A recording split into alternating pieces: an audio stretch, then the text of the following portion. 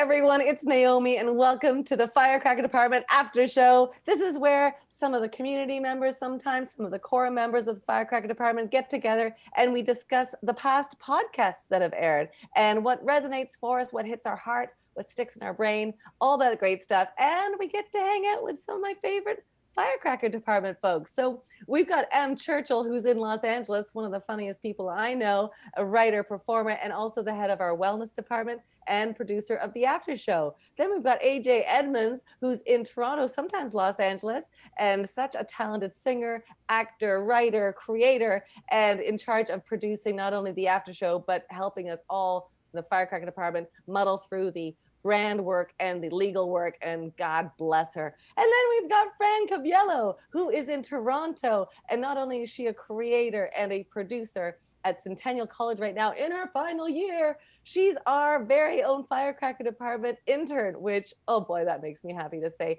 Welcome, everybody. This is great. We're talking today, I so loved this discussion I had with this person. We're talking about Emmalie El Fadli. And Emmalie is, she did a short called The Date, which you can see on the realwomensnetwork.com, something that we partner with. If you haven't gone and checked out realwomensnetwork.com, you gotta, because we partner and do a spotlight where you can see their film and then you can hear their podcast and you can see us talking. It's the full meal deal. So Emmalie is not only an established editor, but she's also a creator and director and lives in London, England. So I really enjoyed expanding our Firecracker Department into the international sense, into the European sense. What did you think of my chat? Tell me what your thoughts are. Let's start with you, Em. Well, I mean, there are a lot of thoughts here, but I'm going to start with, I love that she said, don't film by location, because right. That is something that, yeah, until you've done it and you're like, wait, we shouldn't have done it that way. Now we don't have this scene that we're supposed to get. And so that really rang true to me. I'm like, that is so true. Don't film just by location. Yeah. And you and your husband produce a lot. Do you run into that problem where you're like, oh no, we've lost our location and we have to do a pickup and now we have to do it on green screen or something? Oh, like yeah. That. Oh, yeah. We've done things. All right, to get the shot. Yes. Are we still talking about filming? Ooh, awkward. Let's move on. Fran, what did you think about my chat with Emmalie?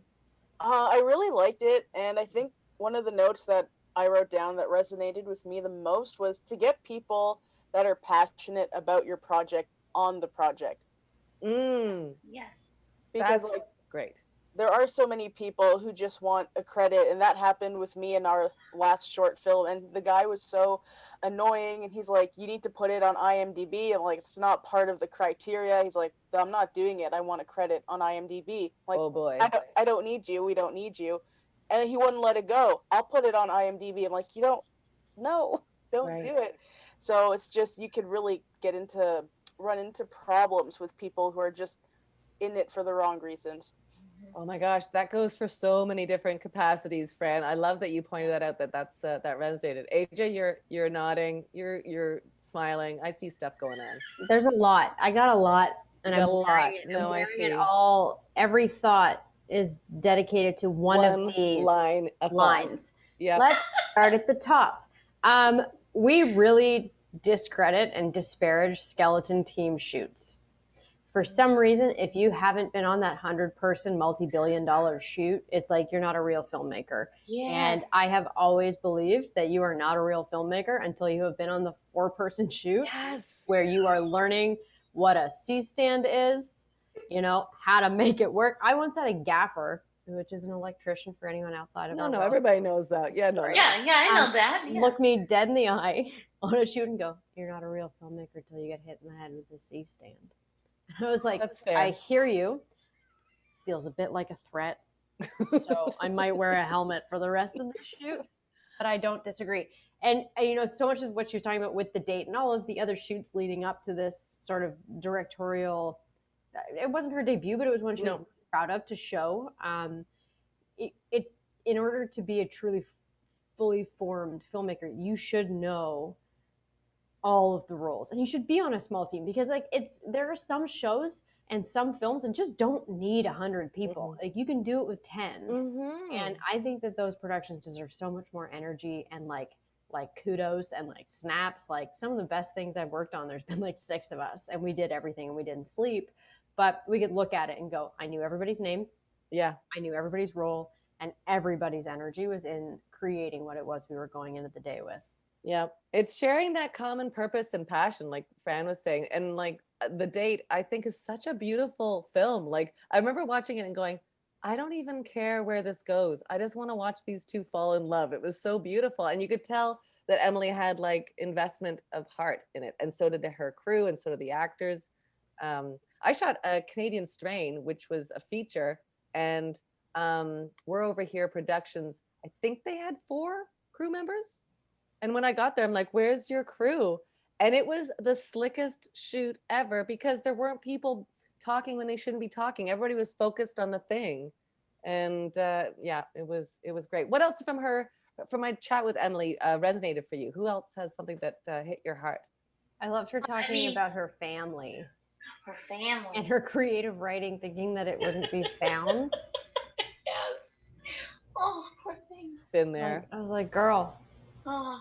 You write it down, it's reality, you know? Oh boy, write it down and burn it. Yeah. Emily, did you have something? Well, right on that with the family, I loved how she was like, my dad married this woman. And I was like, girl.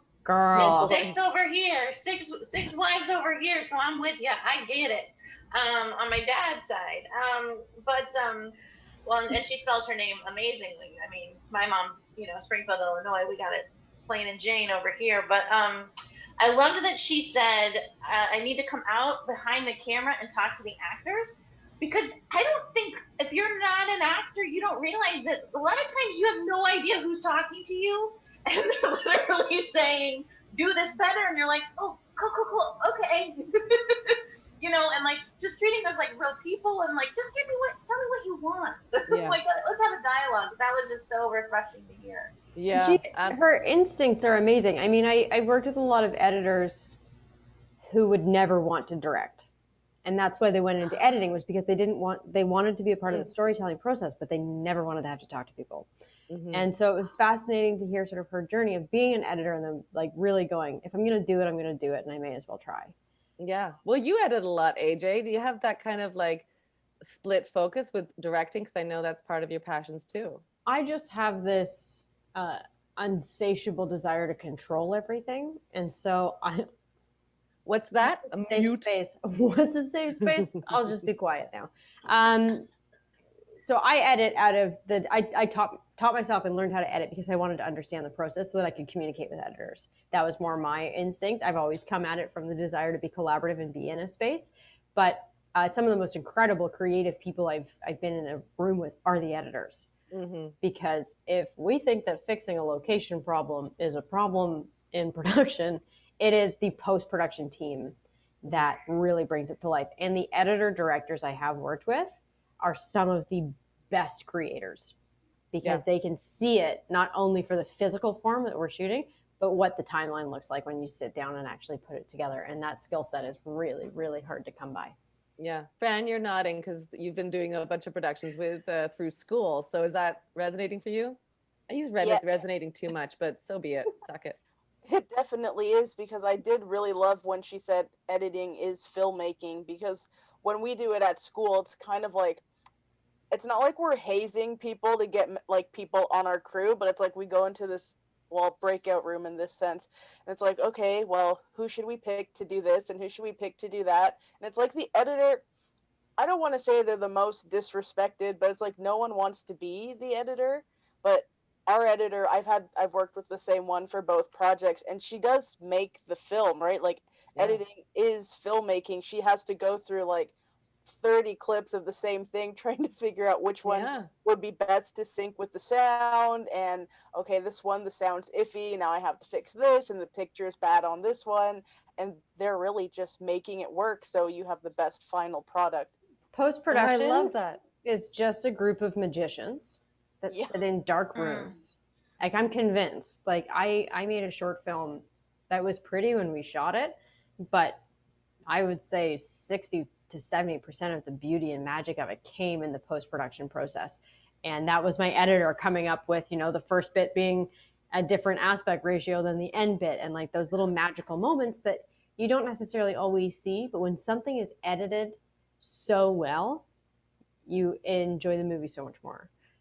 Which I think is what makes her such a talented person, is that she is able to capture that story from beginning until the very end. I love what you were saying, Fran, too, about the editors, because I think people don't realize like how much they are part of the storytelling and how much they are crucial. Like in comedy, if you have a crappy editor, you're kind of sunk because they'll miss the beat of the joke, and so you need that editor. So I love that she's branching out and doing more directing. Any final thoughts about my chat with Emily? I hope she makes more stuff. Yeah. Yeah. Go check the date out for sure. Ems, what do you think? I love how she said firecrackers keep going. That's, we keep going. Yeah. I love it. Fran, any final thoughts? Like AJ, I hope she goes on to make more things, and implementing positive lesbian storylines or queer storylines are very important. So it's not just traumatic events, it's just people being people. Yeah. The date reminded me of the Work in Progress show, because it wasn't about a queer woman falling in love with a trans man. It's just about love and relationships and all the messiness and all the beauty of that chaos. It's fantastic. Hey, speaking of chaos, as that for a segue, what's going on in your chaotic worlds? I want to hear about what's happening that we can support in your worlds. AJ, what are you working on? Well, I've written 35 short stories this year. Yes, you have. And I am, because I participated in the writing department on a whim one night, I forced myself into a zone I don't usually go into, which is a Zoom meeting with strangers. I heard about this short writing competition called NYC Midnight, and I participated. So I wrote a short story, in 7 days, and just waiting to hear if it goes anywhere. But it was fun, so I'm trying to turn over as many little short stories as possible. And I've now been asked to take one of them and turn it into a script. Nice. Oh, that's awesome. Oh my gosh. We're going to follow along and find, but we also want to see the short film that you just created. We want to watch more of that. Where can we watch that? CBC Gem. So sorry, Em. I'm sorry. It is geo-locked to Canada. It's all right, girl. I'll find my way to you. Get it? We're gonna send you. I know somebody on the inside. I'm gonna get you a copy. We'll get you a copy. On the download. But yeah, CBC, the Reflections program, which happens on Thursday nights on the Canadian Broadcast Corporation, picked it up, and they will show it for the next 3 years, and it lives on Gem. I'm going to give a quick little shout out to Paige Murray, who runs the Reflections program, who spends her entire career going through short films submitted and finding people and giving a spotlight to Canadian filmmakers. So you have to go and see this short film. It's really one of the most beautiful little magical rides a short film can take you on. So thanks, AJ, for all that and for your heart in what you're doing. How about you? How are you, Fran? What's going on in your world? As if I don't know. You tell me that. I'm excited. Go on. I'm working on the blog, so that's getting polished up for the Firecracker department, the intern blog. Yes. Lots of exciting things for the Firecracker department that, as they launch, people will know about them. Yes. And that's it. I think that's kind of it. Yeah, so if people want to see your blog, they have to subscribe to the newsletter because it's coming out the very first one, March 3rd. So they got to go. Yeah, I'm so excited. You're blazing a trail for all other Firecracker interns coming up. It's very exciting. Very. Yeah. What about you, Ems? Well, speaking of doing the whole production, my husband and I, we did another short film 2 weeks ago by ourselves. We tend to do that. So it'll be on hecklerfilms.com at some point because he's also the editor. And I have to say, shout out to Babe George, because I just do stuff and I'm like, babe, can you just edit it? And he does. And I'm like, oh my God, I'm so thankful for him. And his editing and directing skills. So yeah, okay. Well, you're a good team though. There it takes two to be a good team like you two. So yeah, and I'm just jazzed about some really cool projects that are coming your way from Firecracker Department. They're all sort of embers just sort of shining right now that are going to take fire and flight soon. So I can't wait to share them all with you. And if you want more information about Firecracker Department and all the different embers that are going on over there, firecrackerdepartment.com is where you want to go. Sign up for the newsletter to get Fran's blog and all the other magic and our podcast. Go have a listen to Emily and to our past. I just did the 100th episode today, the interview. So that's coming out too. Oh my gosh, it's very exciting to have the capability of having this platform to share these voices and these stories with all of you. So drop us a line, Firecracker DEPT, if you want to say I loved it, and if you want to say I didn't love it, you know what? Take a break. Turn off the computer. Don't even worry about it. Nobody likes the complainer. All right, I'm Naomi Sneakus. This is Emily Churchill, AJ Edmonds, and Fran Caviello. Thanks everybody. This has been the After Show. Bye. Bye. Bye.